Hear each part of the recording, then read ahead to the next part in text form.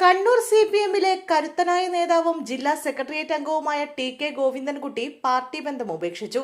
തളിപ്പറമ്പ് നിയമസഭാ മണ്ഡലത്തിലെ സ്ഥാനാർത്ഥി നിർണയത്തെ ചൊല്ലിയുള്ള തർക്കമാണ് 6 പതിറ്റാണ്ട് നീണ്ട അദ്ദേഹത്തിന്റെ കമ്മ്യൂണിസ്റ്റ് ജീവിതം അവസാനിപ്പിക്കാൻ കാരണമായത്. വരാനിരിക്കുന്ന തെരഞ്ഞെടുപ്പിൽ തളിപ്പറമ്പിൽ സ്വതന്ത്ര സ്ഥാനാർത്ഥിയായി മത്സരിക്കുമെന്നും UDF പിന്തുണ നൽകിയാൽ സ്വീകരിക്കുമെന്നും അദ്ദേഹം വാർത്താസമ്മേളനത്തിൽ വ്യക്തമാക്കി. MV ഗോവിന്ദൻ 3 തവണ പ്രതിനിധീകരിച്ച മണ്ഡലത്തിൽ അദ്ദേഹത്തിന്റെ ഭാര്യ PK ശ്യാമളയെ സ്ഥാനാർത്ഥിയാക്കിയത് ആസൂത്രിതമാണെന്ന് അദ്ദേഹം ആരോപിച്ചു.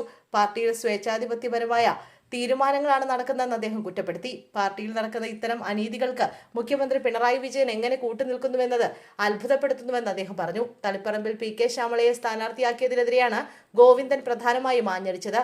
പാർട്ടി സംസ്ഥാന സെക്രട്ടറി MV ഗോവിന്ദൻ 3 ടേം പൂർത്തിയാക്കിയ മണ്ഡലത്തിൽ 4ാം തവണ ഭാര്യയെ തന്നെ സ്ഥാനാർത്ഥിയാക്കിയത് ആസൂത്രിതമെന്ന് അദ്ദേഹം ആരോപിച്ചു. MV ഗോവിന്ദന്റെ സാന്നിധ്യത്തിൽ തന്നെ ജില്ലാ കമ്മിറ്റിയിലും മണ്ഡലം കമ്മിറ്റിയിലും സ്ഥാനാർത്ഥിത്വത്തിനെതിരെ രൂക്ഷമായ വിമർശനം ഉയർന്നിട്ടും അത് അവഗണിക്കുകയാണ് ഉണ്ടായത്. തന്റെ ഭാര്യ സ്ഥാനാർത്ഥിയാവണമെന്ന് നേതാവ് തന്നെ തീരുമാനിക്കുന്ന അവസ്ഥയാണ് നിലവിലുള്ളതെന്നും ഈ അനീതിക്കെതിരെ പ്രതികരിച്ചില്ലെങ്കിൽ തളിപ്പറമ്പിലെ പാർട്ടി ഇല്ലാതാകുമെന്നും അദ്ദേഹം മുന്നറിയിപ്പ് നൽകി.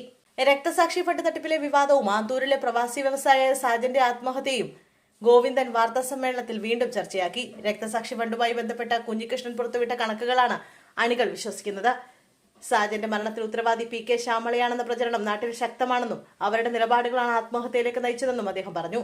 PP ദിവ്യയോടും PK ശ്യാമളയോടും പാർട്ടി ഇരട്ടത്താപ്പാട് കാണിക്കുന്നതെന്നും P ജയരാജനെ പോലുള്ള നേതാക്കളെ പാർട്ടി ബോധപൂർവ്വം ഒതുക്കുകയാണെന്നും അദ്ദേഹം കുറ്റപ്പെടുത്തി.